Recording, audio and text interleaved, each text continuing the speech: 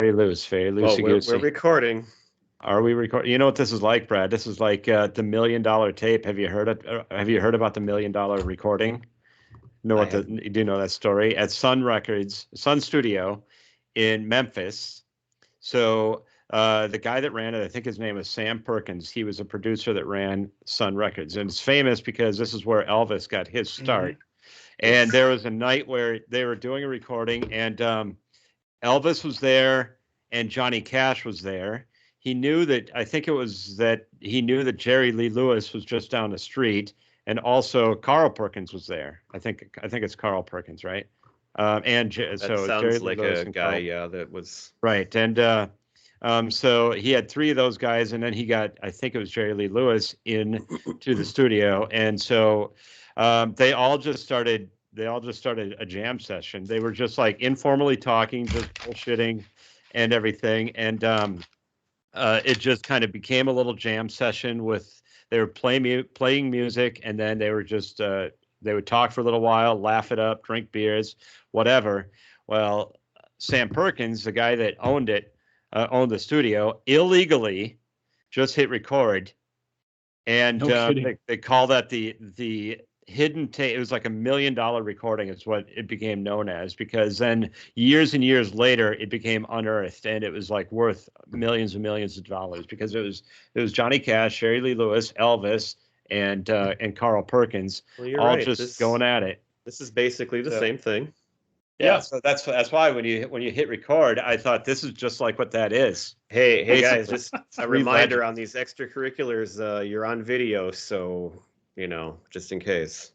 Yes. All right, I'll I'm put my a little clothes on. thrown right now because I'm looking up the wild score and they lost again to the Jets. So that's putting a little damper in my pep. The Winnipeg Jets. Yes, Winnipeg, our brothers to the north. You really know your hockey. I know. That's me. Yes, sir. So All we're right. gonna What get do Hey, we a how little do got? we bit of. feel about the Ladies' Choice Month here first? I thought it was great. I thought they had excellent topics. I loved it too. I think it's a great Almost way to as kick off a new season. Fun for us. Yep. almost as good as the ladies themselves. Right. That's how good it was. I So agree. I thought it was fun. We like to mix it up a little bit, trying to find new and creative ideas. We did a Halloween themed month. We did some Christmas stuff, and I think we need to do that once in a while. Get away from our normal format. It was fun. And it Yeah. was good. This was a way to help us start learning how to incorporate guests, which we're going to be doing coming up. So Mm-hmm. I thought you Yeah, were and going I to I say thought. think we did learning how to okay talk with to our those. women. I Well, think we and did I okay thought with our those two. guests did a good job. I thought Danica was excellent, well prepared, well Very spoken. prepared. And Courtney, despite having me sitting next to her, talking over her half the time, I thought she did well. And It would um, add a lot of pressure just sitting right next to you, just right, right. the And intimidation. I mean, her pick. Obviously, we said that on the episode that was a topic that we would eventually probably have gotten to with Billy Madison. But the other three, I mean, I don't think we are going to cover New Kids or Sex in the City. No, Freaks and Geeks, though. I have a list of years and I have things that I know I want to talk about that I have Mhm. planned a few of them here and there. I did have Freaks and Geeks down as one of my top choices for 99. So, but now we Well, did it. So that's and Yeah, great. we that don't even have to do it. We've got No, it 99. opens It's up now another wide option. open.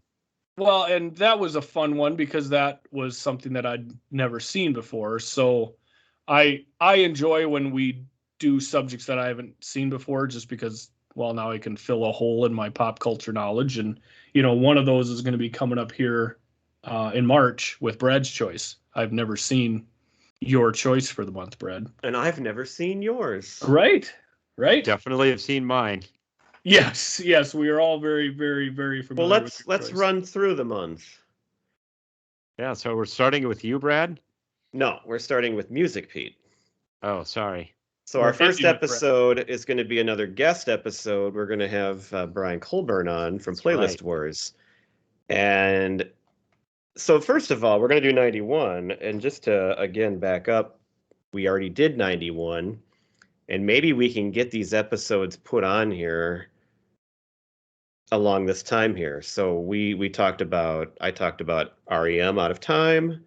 You talked about Nirvana Nevermind, and Dave had talked about Boys in the Hood. So it's a great couple of things, and so I'd love to have those available if anybody would want to hear them.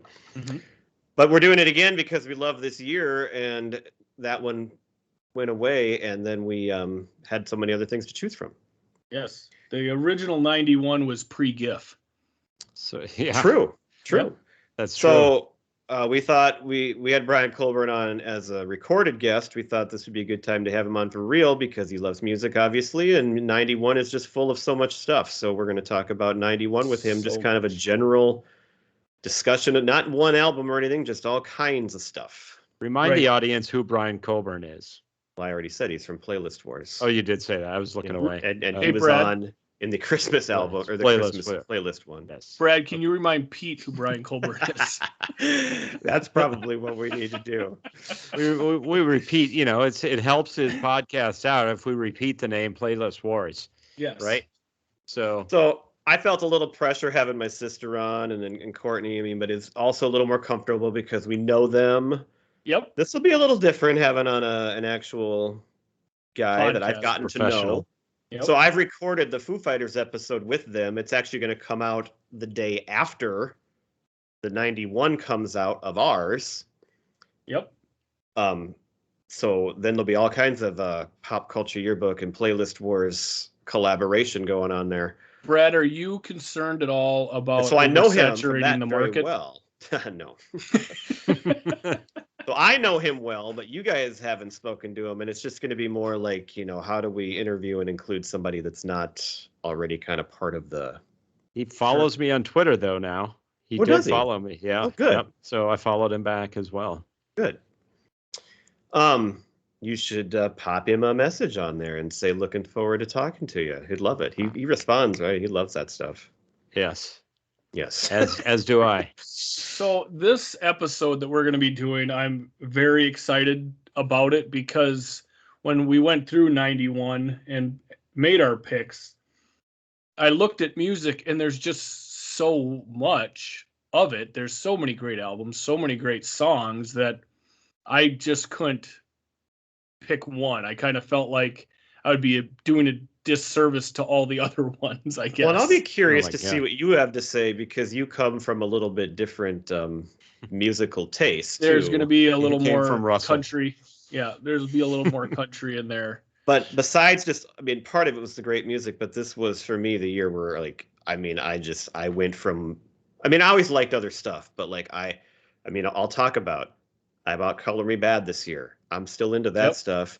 But during that summer, things shifted. And by the end of the year, I am full grown alternative and grunge. And that's what I am now. And so it was such a fun year.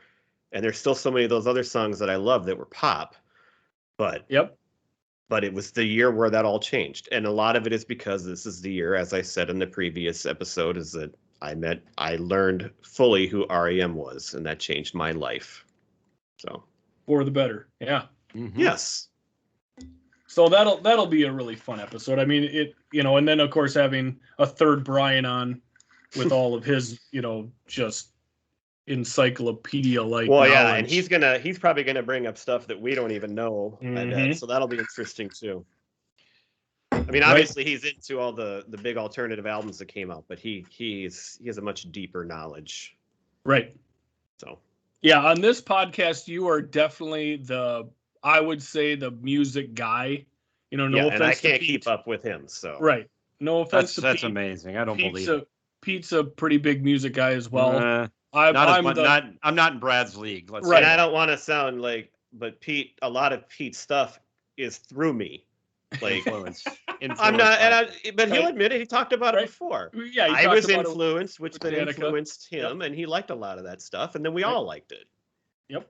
Yeah. So You know what I've been I- listening to a lot lately, Brad? No, I don't.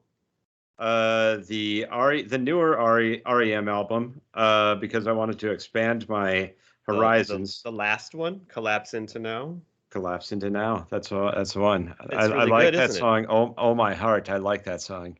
I love that Uh, album because I feel like it spans their entire. It has, you can hear influences from all their years. Yeah, I did think that actually. It's Some like a other good albums mix are of all obviously the like stuff. Monster, and some albums have a very clear single focus. Right. And they didn't say they were breaking up or quitting until after the album came out, but it's pretty much known that after the fact that they made this as a final album. And even on the cover, they're all in shadows, but they're like waving, and it's like, how did people not pick up on that? And some of the lyrics too. So I love that it feels like they made this as a album that had little bits of their entire career, and that's what makes it really good. Cool. That's great, Pete.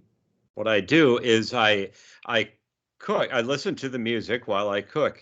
We do HelloFresh. I love doing the HelloFresh meals. It's a little free plug for HelloFresh. And they're fun to do. They take maybe 45 minutes to an hour to cook, and I throw some music on, and it's my favorite time of the day, honestly. A lot of days. After Jeopardy. After Jeopardy. Well, sometimes I do it during Jeopardy, but now that I just listen to music, I don't even watch Jeopardy when I do that sometimes, depending on the time. Well, if I remember right, I think we have to keep these under 15 minutes maybe. So we should probably just kind of make sure we get through the other stuff here. So talk faster. The two movies we're going to do that I haven't, so I'm picking my favorite movie of all time by my favorite actor of all time, Steve Martin, L.A. Story. And I can't wait for Gift to see it. And I know Pete knows it. I can't wait to talk about it. I've never seen it. It's like not seeing Three Amigos. But the thing is, it's like unknown. Even, I mean, it's not his, people don't know it. Even some of the fans of him, it's for some reason. He has so many massive hits that it kind of slides in there. And this one stands out to me, and I just love it. I've connected with it since day one. So they were I saw a couple of times they were referencing it during the Super Bowl, because the Super Bowl was L.A. Story versus Cinderella Story is what the way that they put it.